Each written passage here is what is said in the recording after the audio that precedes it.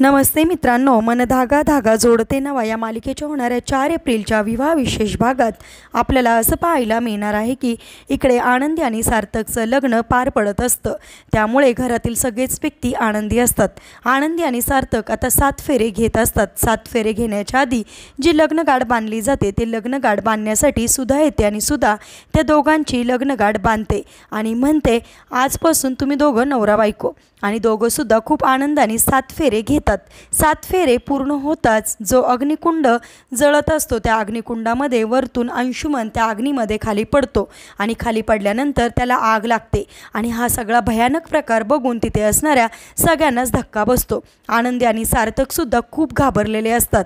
म्हणजेच आता अंशुमनचा त्या होमकुंडामध्ये जळून अंत झालेला असतो। पण कोणीच नक्की अंशुमनला मारला असेल हे पाहणे सुद्धा इंटरेस्टिंग आहे।